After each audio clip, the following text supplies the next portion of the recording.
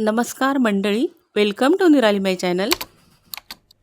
मंडळी, श्री दुर्गा सप्तशती पाठाचा 12वा अध्याय आपण श्रवण करणार आहोत. श्री दुर्गायै नमः. श्री गणेशाय नमः.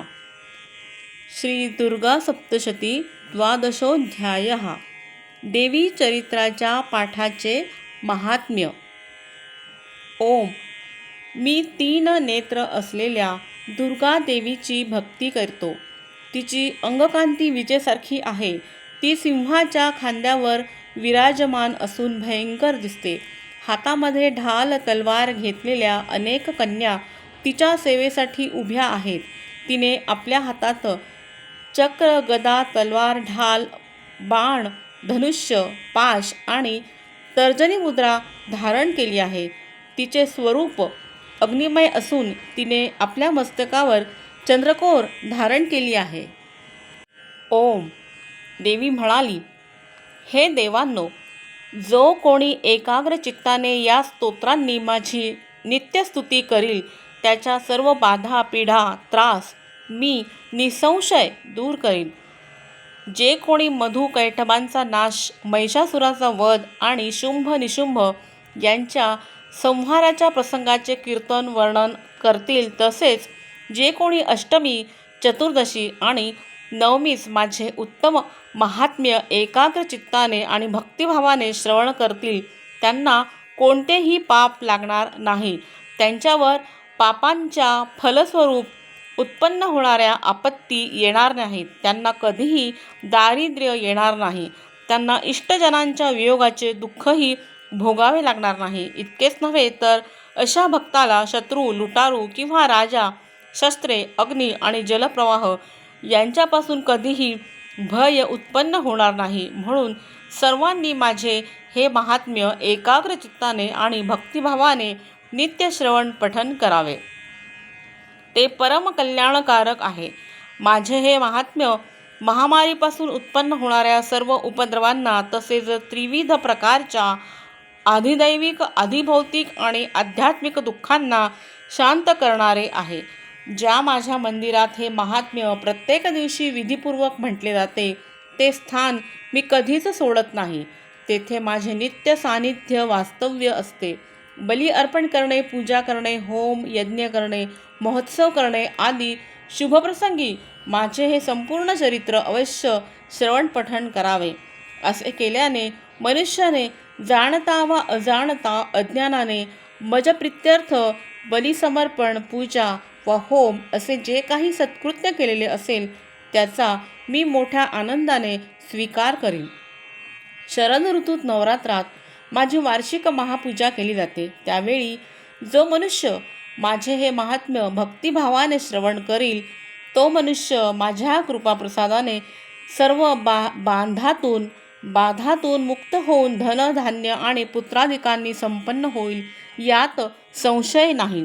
माझे हे महात्म्य, माझ्या अवताराच्या महन्मंगल सुंदर कथा आणि युद्धात मी केलेले पराक्रम ऐकून मनुष्य निर्भय होतो.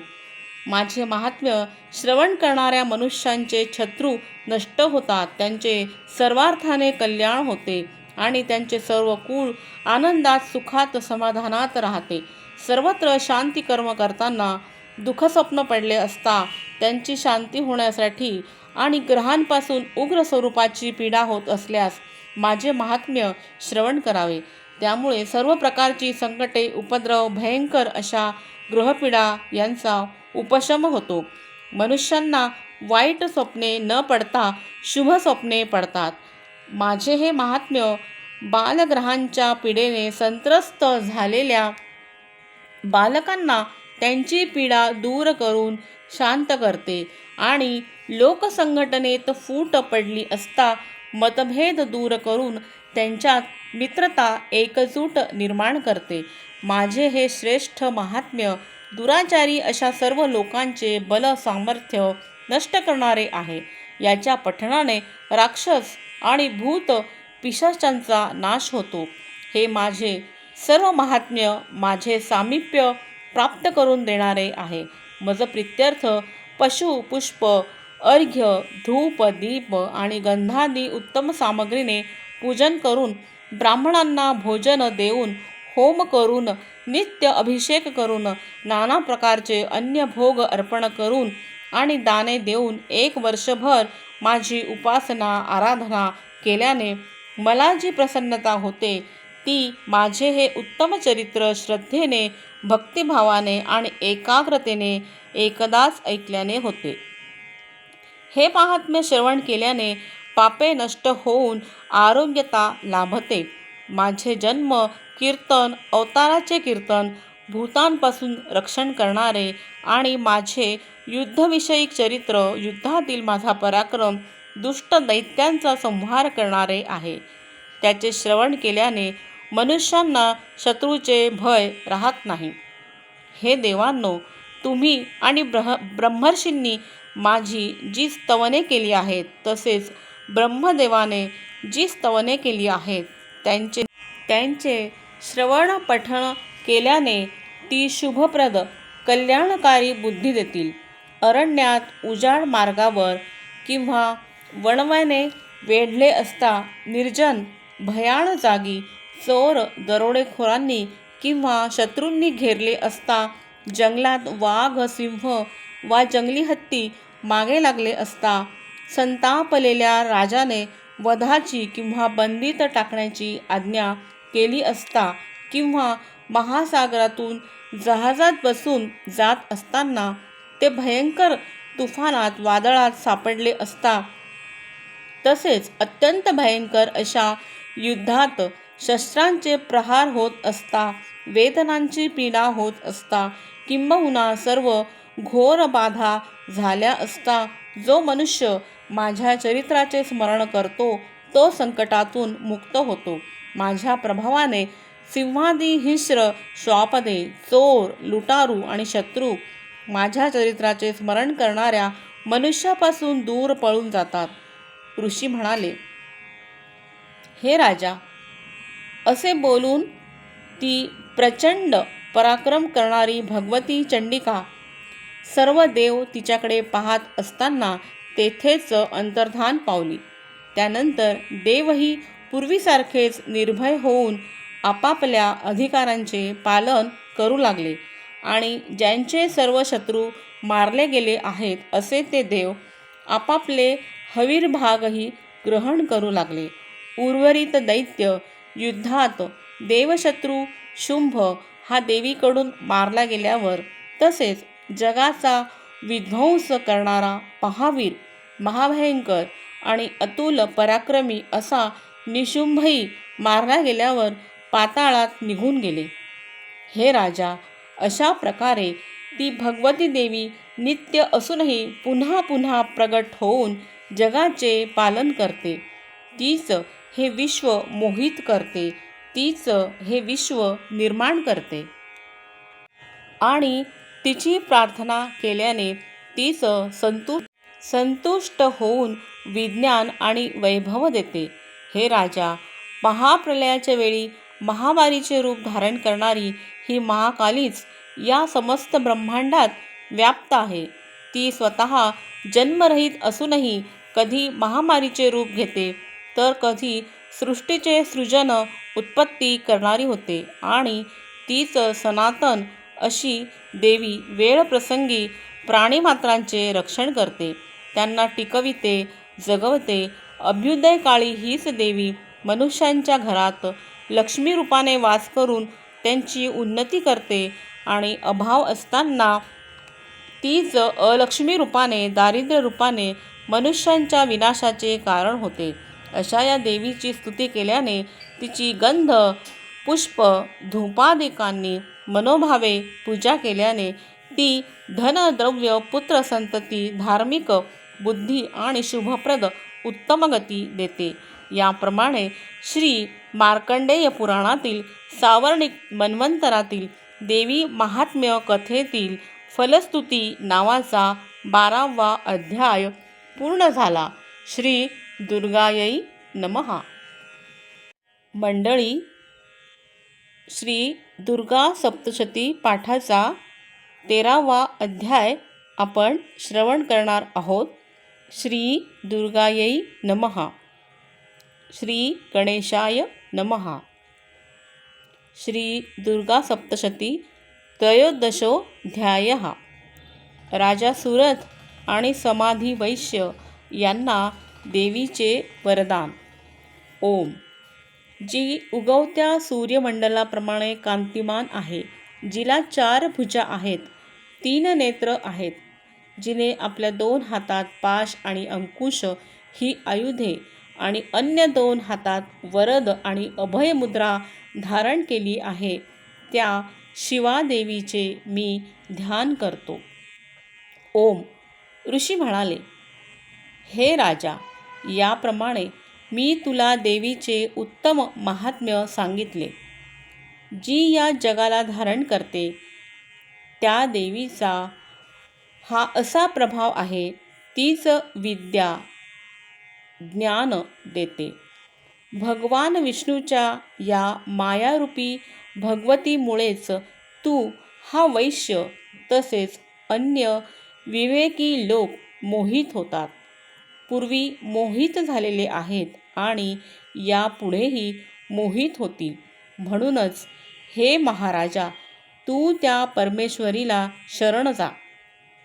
तिची मनपूर्वक आराधना केल्याने ती मानवांना भुक्ती, मुक्ती आणि स्वर्गसुख देते. मार्कंडेय म्हणाले, हे क्रोष्टिकी विप्रा. मेधा ऋषींचे ते बोलणे ऐकून सुरथ राजाने उत्तम व्रताचे पालन करणाऱ्या व्रतनिष्ठ अशा त्या श्रेष्ठ ऋषीला नमस्कार केला.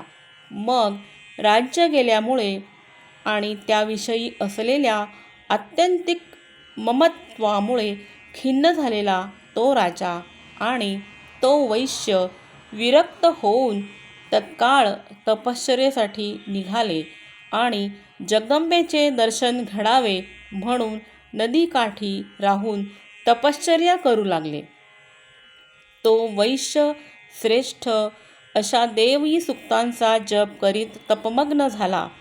त्या दोघांनी नदीकाठी देवीची मातीची मूर्ती बनविली आणि तिची पुष्पे, धूप, हवन आणि तर्पणादी उपचारांनी आराधना करू लागले. सुरुवातीस अल्पाहार घेऊन त्यानंतर निराहार राहून ते दोघे एकाग्र चित्ताने देवीचे चिंतन करू लागले. ते दोघे देवीला स्वतःच्या शरीरातील रक्ताने सिंचन प्रोक्षण केलेले बली देत सातत्याने 3 वर्षे संयमपूर्वक आराधना करीत राहिले. त्यामुळे जगाला धारण करणारी चंडिका प्रसन्न होऊन त्यांना प्रत्यक्ष दर्शन देऊन म्हणाली.